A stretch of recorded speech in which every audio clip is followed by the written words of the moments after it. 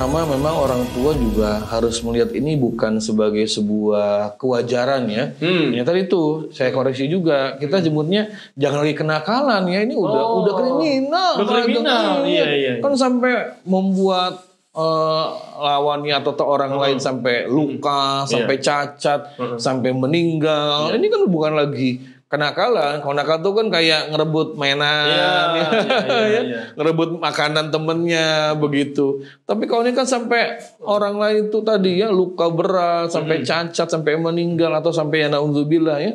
Ada yang perempuan mengalami pelecehan seksual seperti itu. Jadi ya kita juga di masyarakat termasuk orang tua jangan menganggap ini satu hal yang sifatnya ringan gitu kan dengan sebutan kenakalan atau ya jamak lah kayak begitu wajar aja.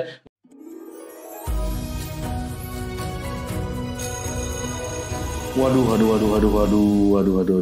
makin mengerikan aja ini. Ada apa nih Ustadz Iwan? Ini Pak Ageng ya, ini udah 2 minggu ini berita kriminalitas, kekerasan, pembunuhan, pemerkosaan, pelakunya anak-anak sekolah, Pak Ageng. Astagfirullahaladzim. Gimana saya nggak makin ketar-ketir lihat anak-anak sekolah zaman sekarang ini. Iya ini, saya sebagai guru jadi semakin ngeri nih Ustadz nih. Nah itu lihat fenomena kayak gini nih. Aduh, ini kenapa Ustadz ini bisa terjadi seperti ini? Penyebabnya nih Ustadz. Wah, ini banyak faktornya Pak Ageng ya. Kayaknya udah sering-sering banget. Betul Pak Ageng. Udah. Zaman dulu saya sekolah kayaknya apa ya? Sebandel-bandelnya paling ngerokok. Kan? Rokok atau cabut dari sekolah. Nah ini udah main bunuh-bunuhan Ustadz. Betul. Makin khawatir saya ini Ustadz. Iya, jadi Pak Ageng ya, kalau sekarang dilihat ya dari eskalasi jumlahnya, nah itu laporan dari Polri itu dalam 1 bulan tuh bisa ratusan kasus tawuran kekerasan oleh pelajar. 1 bulan. Itu kalau nasional ya. Itu bisa ratusan kasus tawuran kekerasan oleh remaja begitu. Jadi eskalasi jumlahnya itu ngeri. Terus kemudian juga eskalasi dari bentuknya itu. Nah, kalau dulu itu kan tawuran, dulu kan namanya nggak tawuran. Dulu kalau duel tuh 1 lawan 1 Ageng gitu kan. Ya tinju lah adu baku hantam gitu ya. Baku hantam. Tapi kalau sekarang ini rame-rame dan dulu juga rame-rame tangan kosong. Kalau sekarang rame-rame pakai celurit, bawa samurai begitu ya. Terus yang kedua juga yang juga bikin ngeri ini, sekarang sudah sampai berani anak-anak sekolah itu kekerasan, pencabulan atau pemerkosaan sampai korbannya dibunuh. Kayak yang lagi belakang rame ini. Nah, itu kemarin. Ini bikin ngeri Pak Ageng. Jadi kalau Pak Ageng nanya apa penyebabnya, waduh saya mau bilang ini kompleks banget Pak Ageng penyebabnya ya. Misalnya satu kita lihat hari ini boleh dibilang banyak anak-anak kita ini mereka kurang perhatian dari orang tuanya di rumah. Jadi ada teori bahwa mereka itu melakukan kekerasan, termasuk sampai tindakan pencabulan. Itu karena memang melampiaskan rasa kesel, nggak diperhatikan sama orang tua. Juga karena mereka itu sulit mendapatkan kasih sayang, maka yang muncul jiwa beringasnya itu. Jiwa beringas, jiwa kemudian ingin memaksakan kehendak sampai melakukan tindakan-tindakan seperti itu. Jadi memang di keluarga juga ada penyebabnya Pak Ageng. Yang kedua juga ya pengaruh circle ya teman-teman Pak Ageng ya. Teman-temannya. Iya. 1-2 orang yang paling berpengaruh, yang paling kuat bisa ngaruhin teman-teman yang lain. Jadi yang teman-teman yang lebih lemah gitu kan, yang nggak punya pengaruh, itu bisa nanti terbawa sama mereka. Jadi followersnya gitu kan. Minimal mereka mendiamkan ketika si orang teman yang paling berpengaruh itu melakukan hal demikian, mereka diam, nggak melakukan tindakan pencegahan dan sebagainya. Karena bisa juga dia takut. Betul, takut. Dia bisa takut diancam, takut juga karena takut ditinggal sama pertemanannya ya. Dia nggak solidaritas segala macam. Itu tuh Pak Ageng diantaranya itu. Nah ini Ustadz, ini kan terjadi di kalangan remaja para pelajar. Betul Pak Ageng. Nah ini kalau saya melihat ini udah sangat-sangat parah nih Ustadz nih. Pelajar-pelajar kita, remaja kita. Nah ini bagaimana nih sekolah dalam menangani ini Ustadz nih? Harus ada solusinya nih Ustaz nih sekolah ini? Ya, memang Pak Ageng di antara problem sekolah hari ini ya kita lihat satu dari sisi kurikulum ya. Kurikulum nih kalau saya rasakan sebagai orang tua itu terus terang nggak membantu pelajar untuk punya karakter yang baik. Lebih banyak ke mengejar akademik begitu ya. Bisa kemudian nilai prestasi bagus, bisa kemudian masuk sekolah favorit nanti ketika lulus dari misalkan SD, SMP ke SMA gitu ya. Atau kalau di SMA bisa masuk PTN yang mereka inginkan seperti itu. Jadi memang sekolah ini kurikulumnya kalau kita lihat lebih banyak kepada tuntutan bagaimana anak itu punya prestasi secara akademik. Sementara pembentukan karakternya itu malah kemudian ada tapi memang sangat terbatas banget. Misal gimana pelajaran agama cuma 2 jam, itu pun kebanyakan teori-teori yang hafalan, yang juga lebih banyak nanti buat bahan ulangan atau bahan ujian, bukan tidak sebagai penerapan. Iya, nggak penerapan, nggak pembentukan karakter. Misalkan dia punya rasa malu, takut sama Allah, ingin dapat pahala, itu nggak sangat terbatas banget begitu Pak. Terus yang kedua, ya kita juga harus koreksi ya Pak Ageng ya. Ini banyak guru-guru kan juga sekarang sibuk dengan administrasi. Nah, betul banget nih Ustaz. Guru itu juga lebih banyak akhirnya tuntutannya mengejar kredit poin, mengejar karir segala macam sehingga kemudian kesempatan mereka untuk ngurusin anak-anak, mendampingi anak-anak, ngasuh anak-anak, ngomong anak-anak itu juga akhirnya semakin terbatas. Sampai ada kenalan saya seorang guru itu berprinsip jadi kalau ada dari 40 anak di satu kelas ya kalau sekolah negeri itu ya ada misalkan sekian anak yang mereka itu keteteran ya udah urusan mereka masing-masing. Toh kan sekarang nggak ada yang nggak naik kelas ya Pak Ageng ya. Naik kelas terus semua naik kelas, semua pasti lulus begitu kan. Akhirnya rasa tanggung jawab guru untuk kemudian dampingi anak-anak itu juga jadi berkurang gitu kan. Nanti juga ntar juga naik kelas, nanti juga bakal lulus. Iya itu akhirnya. Nah termasuk di pendampingan pembentukan karakter tadi itu. Ya banyak kayaknya guru lebih fokus kepada dia sendiri untuk dia mengejar kredit poin, karirnya. Sementara anak-anak ini kemudian ya banyak yang terabaikan pembentukan karakternya di sekolah memang itu kondisinya. Jadi kalau ditanya bagaimana yang harus sekolah lakukan, saya kira memang harus ada perombakan ya besar-besaran ya di kurikulumnya, kemudian membangun mindset guru-gurunya gitu kan itu memang di level sekolah. Berarti kepala sekolah harus bisa membangun suasana itu gitu kan. Tapi yang kalau saya lihat ini harus dibutuhkan juga levelnya level nasional gitu kan. Bahwa level negara bahwa negara harus membangun suasana pendidikan itu bukan hanya menuntut akademik tapi bisa membentuk karakter. Jadi anak-anak itu mereka akademiknya bagus tapi juga karakternya juga bagus juga begitu kan. Karena kalau kayak sekarang khawatirnya akademiknya keteteran gitu kan. Sementara karakternya yang kita lihat sekarang hari ini kan tadi kekerasan yang tadi kita sama-sama bahas. Aduh bukan nggak mungkin nanti ini bisa terus bertambah dan bertambah lagi Pak Ageng gitu. Nah ini Ustaz, kalau ngelihat ya kenakalan remaja sekarang ini dilihat sama orang tua juga jadi stres nih Ustaz. Nah betul.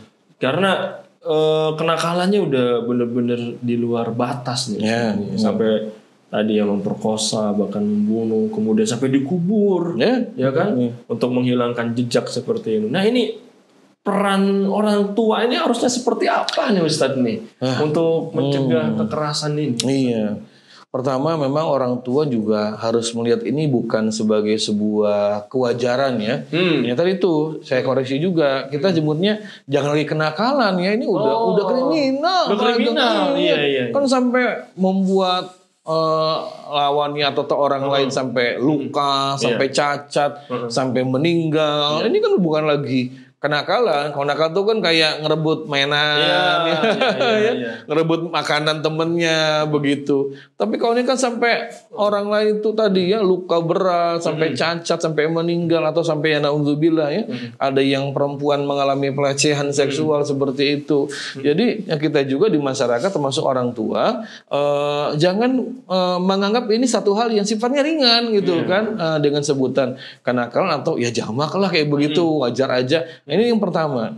Terus kedua, memang orang tua juga harus meningkatkan satu kapasitas dia sebagai bapak dan ibu, sebagai orang tua. Yang kedua harus peka melihat perkembangan sosial anak-anak mereka gitu, bahwa mereka tuh sekarang sudah kenal dengan namanya dunia maya, internet, media sosial ya. Mereka tuh harus pantau tuh. Bagaimana media sosial anak-anak itu, karena beberapa kali saya baca ya dalam kasus tawuran ya Pak Ageng, itu mereka tuh punya komunitas, punya grup-grup yang nanti mengkoordinir harus nyerang siapa, tawuran di mana. Itu jadi di media sosial tuh ada grup-grupnya mereka itu. Bahkan mau perang juga itu mereka ini dipublish itu kan di grup itu, gue ngajak teman-teman membernya itu untuk sama-sama nyerang sekolah di mana segala macam. Malah ada yang di live-in. Pernah juga betul Pak Ageng itu sampai dibikin live gitu kan, coba. Yang orang tua kalau kemudian nggak peka dengan kondisi seperti ini, kecolongan mereka itu ngerasa bahwa anak ini baik-baik saja. Nah problemnya memang Pak Ageng, banyak orang tua kan nggak peka, orang tua nggak sadar, orang tua berpikir anak itu yang penting sudah bisa, misalnya ya, sudah bisa baca Quran, jadi ya cuma bisa baca Quran, atau anak-anak itu setiap hari berangkat sekolah tanpa mereka tahu di sekolah kawannya siapa aja gitu kan, kalau nongkrong tuh di mana gitu ya, kalau mereka buka media sosial itu pertemanan dengan siapa aja, yang itu sebagai orang tua ya, aduh nih kalau kurang-kurang mantau, ada kekhawatiran juga seperti itu. Nah ini memang kembali orang tua itu perannya besar banget Pak Ageng untuk bisa mencegah anak-anak ini jangan sampai kemudian melakukan tindakan kriminal tuh. Itu memang diantara Pak Ageng itu. Nah ini Ustadz, kalau ini dibiarkan terus nih Ustadz, ya dampak jangka panjangnya itu seperti apa nih Ustadz kalau kekerasan ini tidak segera ditangani Ustadz? Pertama, ini dianggap sebagai perkara yang normal. Jadi nanti di kalangan, jadi biasa gitu. Iya, di kalangan pelajar itu itu kan misalkan karena bacok atau kena biasa aja, jangan lebay lu, baru kena bacok doang gitu kan. Gua kemarin ditusuk. Jadi itu di antara mereka itu jadi normalisasi gitu kan. Termasuk kalau mereka itu bisa nusuk orang, ngebacok orang, jadi itu prestasi. Jadi dianggap normal, bahkan dianggap wah keren loh gitu kan. Bisa ngebunuh orang seperti itu. Dan kemudian buktinya di antara mereka itu saling ngelindungin. Ketika temennya melakukan tindakan kayak begitu, mereka saling menjaga, saling lindungi, bahkan juga saling dibantu kabur kemana segala macam. Itu di antara mereka sudah terjadi demikian. Jadi yang pertama kita khawatir akhirnya lama-lama remaja kita tuh mereka kayak mati rasa gitu kan. Jadi pembunuh berdarah dingin gitu Pak Ageng. Saya pernah menyaksikan Ustadz. Jadi di teman saya tuh punya mobil, di dashboardnya itu ditaruh kamera. Nah kameranya itu pas kebetulan dia itu anak-anak sekolah pakai baju sekolah itu lagi ngejar salah satu targetnya. Naik motor pakai celurit, kemudian dibacok, nempel sini Ustadz. Dia jatuh, kemudian dia berdiri, masih nancep gitu. Dan dia ke rumah sakit itu untuk ngambil itunya itu. Dia naik motor itu ya. Jadi apa mereka punya kebal apa gimana? Itu karena sudah saking biasa. Ini aja udah berdarah dingin Pak Ageng gitu kan. Belum lagi kalau mereka juga sering nonton film-film yang full kekerasan kayak begitu kan. Jadi merasa ya itu dianggap normal, dianggap wajar, akhirnya berdarah dingin itu kan ketika mereka ngebacok untuk menyakiti itu dengan mudah. Iya, berdarah dingin karena ini kalau bisa dibiarkan nanti eskalasi dari sisi jumlah dan juga tindakan yang mereka lakukan itu semakin lama semakin kita nggak habis pikir ya.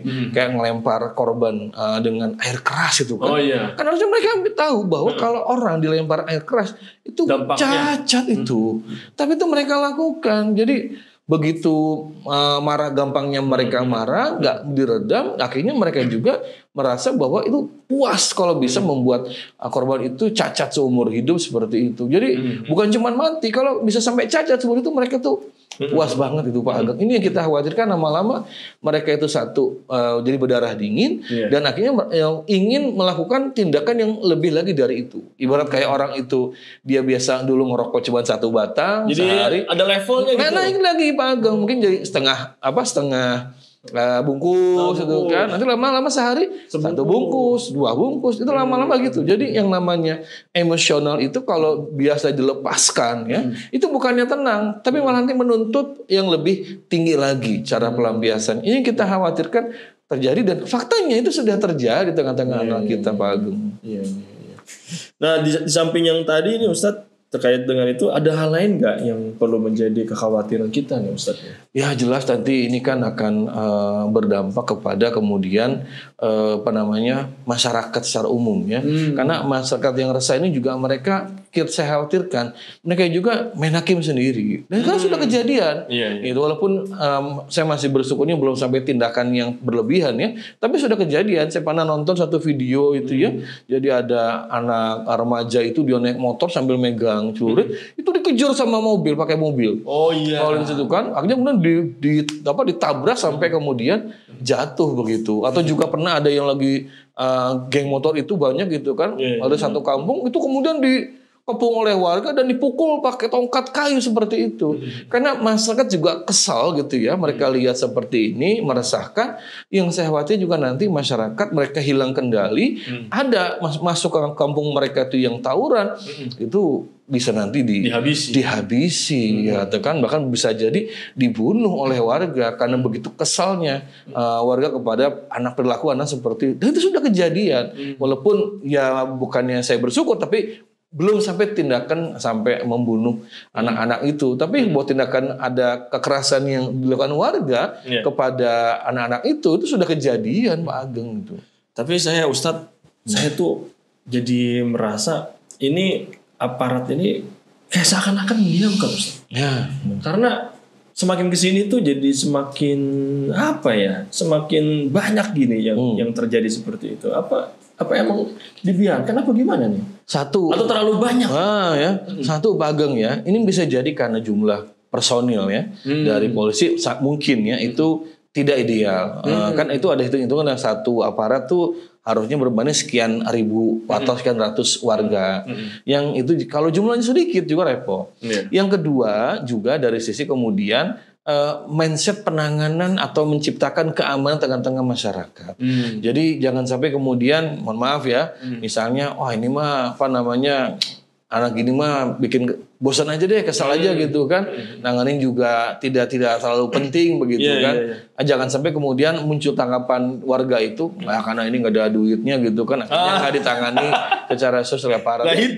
Jangan sampai itu masyarakat kemudian akhirnya curiga kepada aparat seperti demikian. Karena kalau serius, kan mestinya tuh aparat sudah hafal ya, mereka juga punya intel, bisa membaca gelagat sekolah-sekolah mana yang biasa tawuran, lokasi-lokasi yang biasa dijadikan kan gampang banget sebetulnya untuk aparat itu bisa membaca dan bisa melakukan pencegahan.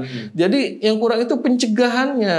Kalau sekedar menangkap ya, itu oke, itu bagus, tapi kan lebih baik mencegah. Jadi begitu misalkan sudah hafal pola-polanya kan aparat bisa patroli tiap berapa jam di satu kawasan, ditempatkan aparat di situ gitu kan dengan kondisi yang memadai untuk mencegah terjadinya tawuran.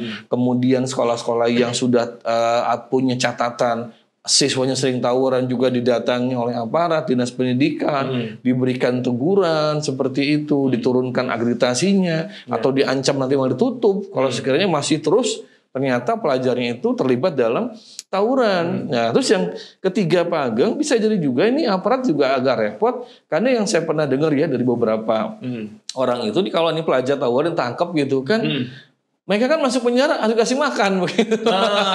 Jadi dianggap ngerepotin lah gitu kan.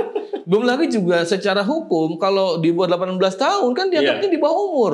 Jadi akhirnya cuman wajib lapor atau ditahan berapa hari dilepaskan, atau kalaupun penanganan hukum juga hukumnya tidak memberikan efek jerah kepada pelaku-pelaku ini. Jadi memang ini satu persoalan yang jelimet itu Pak Ageng ya, di penanganan oleh aparat dan secara hukum juga ini sekarang ini nggak memberikan rasa aman dan nyaman dan nggak memberikan juga kepuasan kepada korban dan juga masyarakat. Jadi memang kompleks persoalan Pak Ageng. Satu sisi juga barangkali aparat tadi yang saya katakan ya mengundang kecurigaan sebagian dari warga kayak begitu gitu kan. Tapi juga sisi hukum juga ternyata nggak memberikan ketenangan. Makanya tadi saya katakan ini persoalan ini bukan hanya persoalan di sektor sekolah atau pelajar saja, tapi ini masalah besar yang mestinya kemudian semua terlibat. Ke bagian dunia pendidikan juga pejabatnya memikirkan, kok sekian tahun jadi menteri atau sekian puluh tahun sudah berdiri Kementerian Pendidikan, kok nggak bisa nanganin kayak begini gitu kan. Jangan beralasan itu kan di luar sekolah Pak, bukan tanggung jawab sekolah lagi. Ya tapi kan mereka kan pelajar statusnya gitu kan. Mestinya kan kalau pejabat dunia pendidikan punya tanggung jawab kan, mikir malu mereka itu. Sampai nggak bisa mencetak pelajar yang punya akhlak yang mulia, malah yang terjadi sering seperti itu. Harusnya berpikir gitu kan, punya rasa malu. Bukan cuma hanya ngejar karir dan jabatan atau hanya sekedar melihat kelulusan siswa, tapi kalau sampai produknya kayak begitu harusnya punya rasa malu. Nah, jadi memang ini persoalan-persoalan yang sistemik Pak Ageng, nggak bisa hanya dengan menangani pelajarnya saja. Ustadz, ini saya jadi menyimpulkan ini ada yang salah dengan pendidikan kita di Indonesia ini. Apalagi terutama pendidikan moral gitu ya. Sepakat Pak Ageng. Begitu Ustadz? Saya sepakat itu kan. Kalau pendidikan kita baik, harusnya angka kriminalitas itu menurun oleh pelajar itu. Tapi faktanya bertambah. Laporan Polri itu tahun 2022 itu malah bertambah. Kalau betul dunia pendidikan itu berjalan dengan baik ya, harusnya kemudian tidak terjadi semakin meningkatnya bentuk-bentuk kekerasan itu oleh pelajar. Ya kalau cuman sekedar berantem 1-2 kasus setiap bulan, oke, itu hal yang masih dianggap kasuistik lah gitu kan. Tapi sampai ratusan begitu, berarti menandakan sistem pendidikan di tanah air ini sudah gagal. Nah, masalahnya kemudian pejabat-pejabat yang terkait ini sadar gak bahwa ini kegagalan begitu kan. Jangan kemudian berapologi gitu kan. Jangan, masih banyak yang baik-baik. Oke, betul. Tapi jangan menganggap bahwa angka-angka itu para pelaku itu cuman angka, cuman deret statistik gitu kan. Cuman sekian ratus. Jangan bicara cuman begitu kan. Ini kan manusia dan korbannya juga manusia juga gitu. Satu saja nyawa yang melayang itu harusnya dipandang sebagai sebuah dosa bersama, tanggung jawab bersama. Jangan berbicara cuman sekian ratus sementara pelajar kita ada sekian ratus ribu, ada sekian juta kok. Ya, tapi ini kan fakta yang ada di depan mata, bahkan tiap hari angkanya bertambah terus. Jangan kemudian berapologi dengan menggunakan hitung-hitungan statistik bahwa ini manusia, bahwa mereka ini nanti bisa jadi pemimpin masa depan. Bayangkan kalau mereka waktu mudanya begini, gimana nanti gitu kan, nanti mereka jadi pejabat, jadi kepala rumah tangga lah minimal membangun rumah tangga atau keluarga, gimana nanti seperti itu. Harusnya mereka punya tanggung jawab seperti demikian. Jadi betul, saya sepakat berkatakan ini kegagalan di dunia pendidikan, sistem pendidikan, dan juga sistem hukum, sistem sosial Pak Ageng gitu kan. Jadi nggak bisa dilepaskan dengan sistem-sistem yang lain. Bagaimana keluarga banyak yang bermasalah hari ini ya, banyak orang tua nggak berfungsi, kemudian juga masyarakat juga tadi ya banyak yang juga abai, dan hukumnya juga ternyata tidak memberikan efek jera. Maka ini harus ada penanganan yang holistik, yang menyeluruh begitu Pak Ageng. Menurut Ustadz Iwan nih, solusinya apa nih Ustadz? Karena kalau saya lihat ini, jadi melihat fakta yang terjadi sekarang ya, kekerasan terjadi di remaja ini. Jadi saya jadi pesimis nih Ustadz nih. Semakin hari jadi semakin ruwet aja, guru PR-nya semakin banyak nih ngurusin kayak betul Pak Ageng. Gimana nih Ustadz? Memang yang pertama ya keluarga ya. Jadi keluarga ini harus kemudian membenahi supaya berfungsi peran bapak dan ibu sebagai pendidik pertama untuk anak-anak gitu ya. Sebagai pengawas untuk anak-anak itu harus berfungsi begitu ya.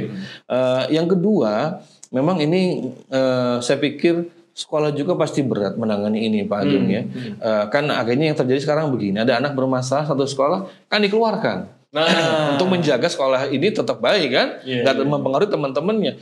Jadi keluarkan apakah masalah selesai di sekolah itu mungkin selesai, tapi nanti kan di sekolah lain, begitu kan. Jadi hanya melemparkan masalah ke tempat-tempat lain sebetulnya.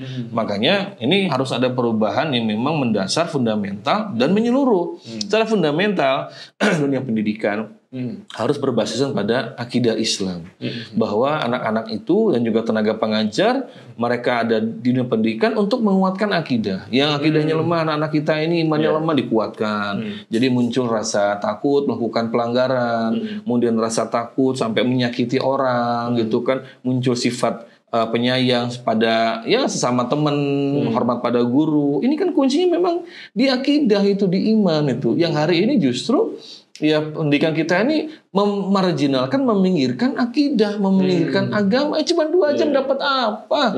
Anak-anak kita itu kan. Oke, kalau yang sekolah Islam, kalau yang pondok pesantren, ini yang sekolah-sekolah umum, ini bagaimana gitu kan?